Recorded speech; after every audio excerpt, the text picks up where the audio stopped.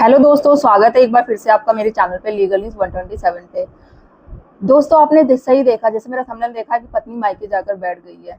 अब आपको दो केस ऐसे करने हैं। दो केस ऐसे क्या है, अगर वो आप नहीं करोगे ना तो सच कहती हूँ बाद में बहुत पछताओगे। ना कोर्ट सुनेगा आपकी, ना पुलिस सुनेगा। तो ये बहुत ज्यादा दो इंपॉर्टेंट केस है जो अगर पत्नी जाकर मायके बैठ गई और आपको लगता है कि भाई वो जैसे लड़ाई झगड़ा करके चली गई है, ऐसा तो कोई रीजन थी नहीं बड़ी बात, फिर भी चली गई है।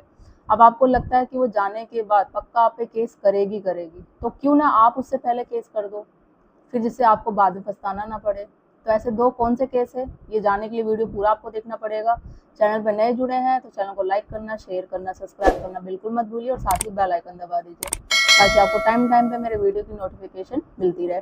तो दोस्तों, जैसे आमतौर पे होता है जब भी हस्बैंड वाइफ में डिस्प्यूट होता है तो कोई छोटी छोटी बातों को लेकर पत्नी घर छोड़ के चली जाती है, और या धमकी, जाने से पहले भी आपको धमकी देती है कि मैं ये कर दूंगी, वो कर दूंगी, तुम्हें जेल करवा दूंगी।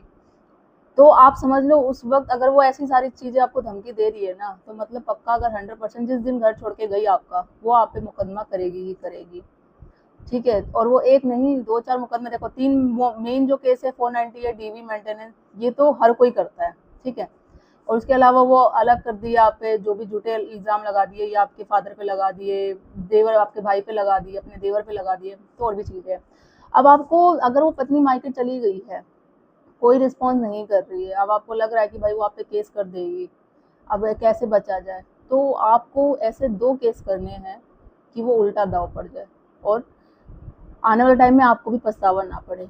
देखो, पहला है फर्स्ट आपको कि जो है सेक्शन 9 का केस करना है। सेक्शन 9 के जरिए आपको एक लीगल नोटिस भिजवाना है पत्नी को, और वो भी अर्जेंट में भिजवाना है। जो 15 डेज का होता है ना रजिस्टर जो होता है, उसके थ्रू भिजवाना है, रजिस्टर बिल्कुल। ठीक है, 15 डेज इन अर्जेंट में। और उस पर ये सारी चीज़ें जो बेसिक चीज़ें होती है कि भाई मेरी पत्नी अपनी मर्जी से छोड़ के चली गई है, मैं उसे अपने पास रखना चाहता हूँ बट वो नहीं आ रही है, मना कर रही है, लड़ाई झगड़ा कर रही, छोटी छोटी बातों पे अपनी मर्जी से छोड़ के चली गई है, और ना फ़ोन उठा रही है, कुछ भी चीज़ें हैं।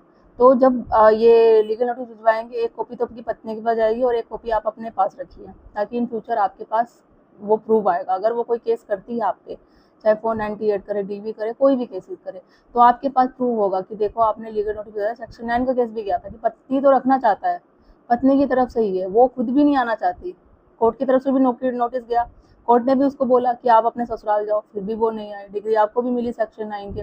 इन फ्यूचर नहीं आना चाह रही होगी, जो भी ये चीज़ें आपके पास एक प्रूव हो जाएगा कि ये चीज़ें मैंने कुछ नहीं किया, ये जो सारी चीज़ें पत्नी बोल रही है, एलिगेशन लगा रही है, झूठे केसेस कर रही है, वो सारा झूठी है, मनगढ़ंत कहानी है, उसके पास कोई प्रूफ नहीं है, पति तो रखना चाहता है। और इन केस अगर वो फिर भी नहीं आना चाह रही, जो भी है, तो अगर 9 की डिग्री आपको मिल गई तो फिर उस बेस पे आपको डिवोर्स भी मिल जाएगा। ठीक है, दूसरा क्या आपको करना है, फॉर एग्जाम्पल जब आप भी आपकी पत्नी आपके घर पर आ रही है, जिस दिन लड़ाई झगड़ा कर गई है, तो उसके मायके से भी उसके जैसे कि पेरेंट्स आ गए या कोई भाई बहन कोई भी, और आपको पता है आपके ससुराल से वॉयलेंट टाइप के बहन है, मतलब लड़ाई झगड़ा करते हैं, काफ़ी शोर शराटा करते हैं, उस दिन आए आपके घर, जो ये सेक्शन 9 वाला कर रहे हो वो तो सिविल में केसेस होगा, इसमें तो जैसे कोई किसी को सजा नहीं मिलेगी, कुछ नहीं होगा।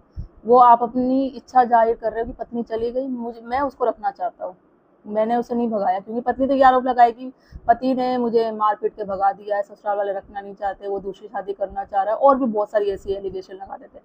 तो आप सेक्शन 9 की जगह ये चीज़ें करेंगे कि मैंने नहीं भगाया, मुझे तो वापस, और जल्दी ही करना है आपको, ये नहीं कि आप वेट करेंगे, वो करेंगे, फिर उसके बाद कुछ टाइम के बाद 1 साल 2 साल के बाद करोगे, नहीं। ठीक है, जल्दी करना है। अब जैसे बोला कि आपके ससुराल वाले आपको पता है उस दिन आए आपके साथ, मतलब बदतमीजी से बात करी, कुछ सामान वामान होता है तो ज्वेलरी वगैरह कुछ चीज़ें उठा के ले गए, धमकी दी भी दी, फ़ोन पे भी धमकी दी, तो आप उनके खिलाफ एफआईआर करो, कंप्लेन करो, क्रिमिनल ऑफेंस की तरह, तो उनको सजा भी होगी। और सारी चीज़ें कंप्लेन में दर्ज करो कि ऐसे ऐसे मेरे ससुराल वाले से आए थे, चाहे कोई भी आया हो, उसका भाई आया हो या आपके ससुर आए हो, कोई भी चीज़ें हो, तो उन सब का नाम आपको मेंशन करना है और एफआईआर दर्ज करनी है। जैसे पत्नी चली जाती है ना, जो सब ये सारा ड्रामा होता है उसके तुरंत बाद ही आपको करना है, पुलिस स्टेशन जाइए, पहले कॉल भी कर सकते हैं तो कॉल भी कर लीजिए, नहीं तो आप खुद भी जाइए, वहाँ पे एफआईआर दर्ज करवाइए क्रिमिनल ऑफेंस की तरफ, तो उनको सजा भी होगी। तो ये भी आपके पास एक सिक्योर हो जाएगा, आपकी सिक्योरिटी हो जाएगी, और ये एज ए एविडेंस ये भी काम आएगा आपके इन फ्यूचर। देखो, क्योंकि आपको पता है कि आपके ससुराल वाले ऐसे तो हैं नहीं कि इन फ्यूचर अगर पत्नी चाहे कि भाई आप पे झूठा केस करेगी, चाहे वो डीवी का है 498 का, तो वो ये तो नहीं बोलेंगे कि मत करो मत करो। आपको पता है वो भड़काऊ टाइप के लोग हैं, भड़काऊं उसके पेरेंट्स है, उसको भड़काएंगे, बल्कि वो बोलेंगे कि जाके कर दो केस। और जब आप पूरी अच्छी तरीके से जानते हो अपने ससुराल वालों को, इस तरीके से वो अपनी बेटी को रोकेंगे नहीं, बल्कि और बढ़ावा देंगे और कहेंगे कि आप केस कर दो, 498 कर जाके कर दे केस, मेंटेनेंस का भी केस कर दे, ये कर दे। तो वो चीज़ें जब आपको पता है तो आप इंतजार किस बात का कर रहे हो। और आपके घर पे भी आगे जब लड़ाई झगड़ा धमकी दी जा रही है, कॉल के थ्रू भी धमकी दी जा रही है, सामान भी उठा के ले दिया गया, तो आप एफआईआर करो, कंप्लेन करो, क्रिमिनल ऑफेंस की तरह तुमको सजा भी दी जाएगी और ऐसे ही है पूरा जो होगा एविडेंस बन जाएगा। और ये इंस्टेंटली करना है आपको, ये नहीं कि आप वेट करो, पत्नी का कॉल का इंतजार करोगे, क्या पता वो सुधर जाएगी, वाइफ है इस तरीके से मैं नहीं कर सकता। यही जो सबसे बड़ी पति गलती करते हैं ना, बाद में जाके फिर पछताते हैं कि पत्नी ऐसा क्यों कर रही है, हमें तो पत्नी से प्रेम था, मोह था, माया थी।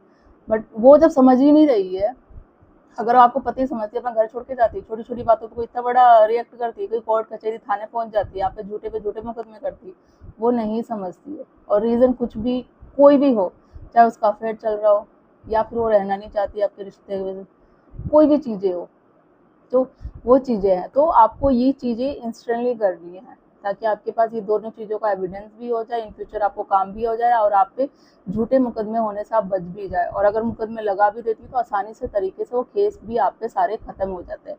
तो ये सारी चीज़ें हैं जो बहुत सारे पति गलती करते हैं, उनको समझ में नहीं आता है। वो वही है, आमतौर पर अगर माना जाए, डर जाते हैं केसेस कि भाई ऐसा कभी हुआ नहीं है, लड़ाई झगड़ा कर रही है, हमने तो शादी घर बसाने के लिए, पति लड़ाई झगड़ा कर रही है, झूठे आरोप लगा दिए उसने, ये केसेस लगा दिए, भाई केस लगा दिए, पुलिस पकड़ के ले जाएगी हमें, हम कैसे। अब वो जैसा फोन एंटीकेट कर दिया तो वो बचने के लिए भागने लग जाते हैं कि अब पुलिस हमें पकड़ के ले जाएगी, जेल में बंद कर देगी, हमें क्या करना चाहिए क्या नहीं करना चाहिए। तो इस तरीके से सॉल्यूशन ढूंढते हैं। तो ये तरीके से देखो, आप टेंशन मत लो, कोई आपको पुलिस पकड़ के नहीं लेके जा रही, कुछ नहीं कर रही है, बहुत सारे कानून आपके पास भी, बस आपको जानने की जरूरत है। तो इस तरीके से स्टिल आप ये दो चीजें करो, आप 100% श्योर, देखना रिजल्ट आएगा, आएगा ही आएगा। बस आप करिए तो सही और अपने हक के लिए लड़ो और केस को जल्दी से जल्दी ख़त्म करने की कोशिश करो। बी पॉजिटिव होके, फिजिकली मेंटली आप फिट रहेंगे, जब भी आप केस में अपने लड़ पाएंगे। सो आई थिंक गाइज आपको ये हेल्प मिली होगी। जो भी जिन पतियों के साथ ये सारी सिचुएशन हो रही हो, जिनकी पत्नी मायके जाके बैठ गई हो, ये सारी आपको लग रहा है कि झूठे केस करेगी या आपके ससुराल वाले वायलेंट है, तो ये चीज़ें आप करो जो मैंने बताया आपको वीडियो में। मेरी वीडियो को ज़्यादा से ज़्यादा लोगों तक शेयर करिए ताकि और भी लोग तक पहुँचे, उन्हें भी हेल्प मिल सके। और मेरे चैनल को लाइक करना, शेयर करना, सब्सक्राइब करना बिल्कुल मत भूलिए। जल्दी मिलती हूँ मैं ऐसी इन्फॉर्मेटिव वीडियो के साथ, तब तक के लिए थैंक यू।